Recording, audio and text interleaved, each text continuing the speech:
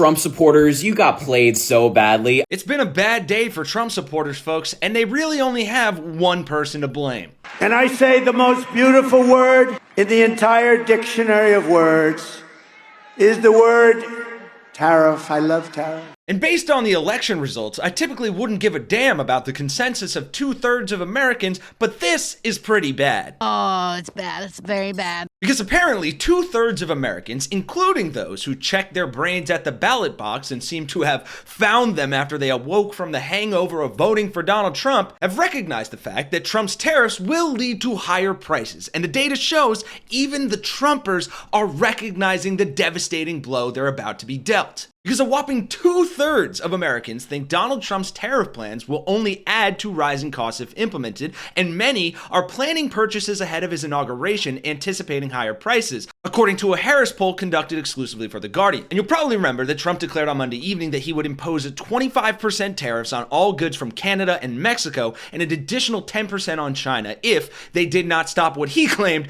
was illegal immigration and fentanyl smuggling. But although he has called tariffs the most beautiful word in the dictionary, about 69% of Americans think tariffs on imports will lead to higher prices, according to the poll. The majority of Democrats at 79%, Independents 68%, and Republicans 59% all believe that Trump's tariffs will increase the prices of goods they pay for in the US. And nearly the same percentage of respondents said that tariffs will have a significant effect on what they can afford. So congratulations, MAGA, you played yourself.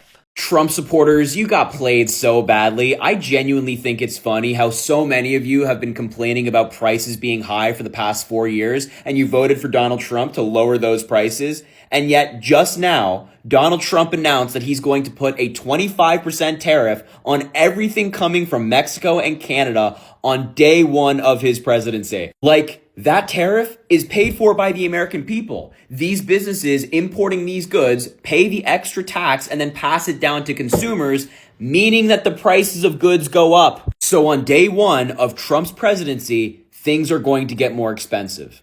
So congratulations, MAGA. I hope you're happy. This is what you voted for. And some are trying to stain-wash the insanity of Trump's tariff plans, like Howard Lutnick, the CEO of Cantor Fitzgerald, who played a key role in Trump's campaign and will be the cabinet member carrying out Trump's tariff plans as Commerce Secretary. And while Lutnick has been supportive of Trump's tariff talk on the campaign trail, he told CNBC in October that tariffs should not be put on goods that the United States does not already produce. And the question is whether you believe the president is going to do it strategically or across the board. He keeps saying it across the board. Well, when you're running for office, you make broad statements so people understand you. Right. Okay? Tariffs are an amazing tool by the president to use. They're an amazing tool, but he understands don't tariff stuff we don't make.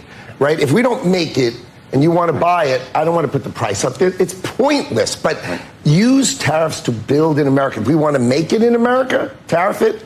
Or if we're competing with it, tariff it. But you got to remember, we need to protect the American worker. Right. Protect the American worker, says the CEO. But economists largely disagree with Trump's argument that tariffs will mean a significant uptick in domestic manufacturing. Companies will likely simply pass increased costs on to customers. And Americans seem to think so too. Over 3/4, or 76% of those polled, said they believe companies will pass along the prices of tariffs to consumers. Tariffs could cost American households an additional $2,600 a year, according to the Peterson Institute for International Economics. And multiple executives have already said tariffs will mean higher prices. Walmart's chief financial officer, John David Rainey, said, quote, "There will probably be cases where prices will go up for consumers with tariffs." Lowe's CFO, Brandon Sink, has said that tariffs, quote, "certainly would add product costs." And price increases from tariffs would affect American households already battered from the decades-high inflation that was seen in 2022. And though the rate of inflation has gone down significantly, prices remain high, with only 35% of Americans in the poll saying they feel comfortable with their earnings and savings. In fact, nearly half of Americans told Harris that they are planning purchases ahead of Trump entering office in case he ends up implementing the tariffs, and 2/3 said they feel they have to adjust their 2025 financial plans for potential tariffs. The trend was particularly pronounced among younger Americans and people of color. And here is a graph of the percentage of people who say they are planning to make purchases before January ahead of potential tariffs from the next administration by demographic. With Gen Z at 59%, Millennials 66%, Gen X 41%, Boomers 19%, and the breakdown by race, ethnicity, and political party is very interesting here as well. And I'll drop the link in the description if you want to check out the data for yourself. But the poll also showed some voters do not know how tariffs work, which at this point is just pure ignorance on their part. And though 78% of Americans felt confident they understand what a tariff is, only 48% correctly answered that American companies pay the tariffs. Nearly half of Republicans, 47%, incorrectly said that foreign countries are responsible for paying tariffs, compared with only 32% of Democrats. And I know that's a lot and it's incredibly frustrating, but the devastating news for Trump supporters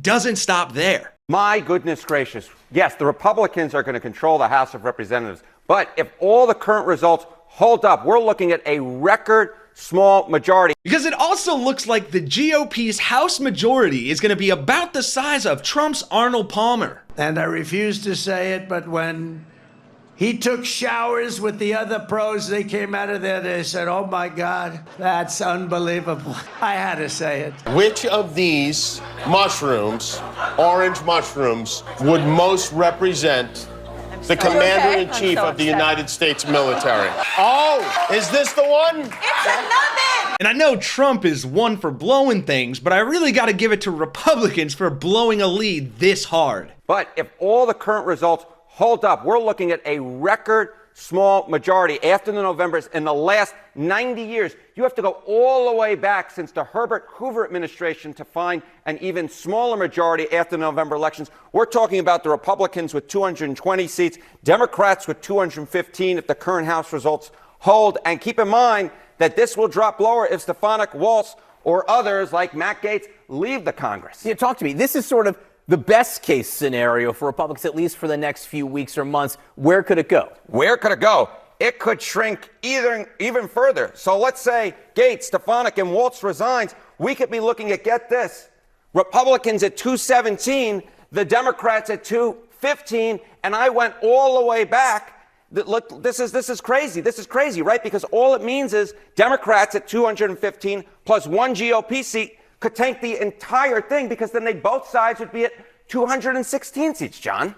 One Republican vote for the first few weeks, maybe months of the administration could be enough to sink a measure. I mean, how historically unprecedented is this? You might have noticed in my last answer, I was so excited. I nearly got ahead of myself, How historically unprecedented it is. I love history. So times just one majority member could sink a bill by voting with the minority in the last 100 years plus.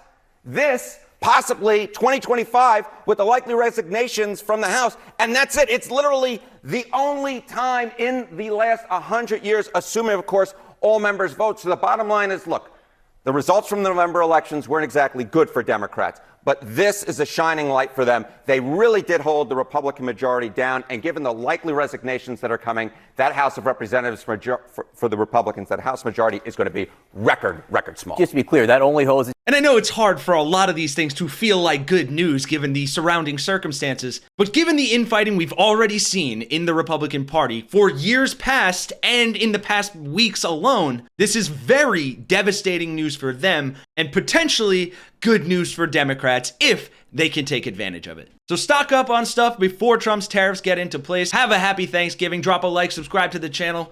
For Really American, I'm Kenny Hesse, and I'll see you all in the next one.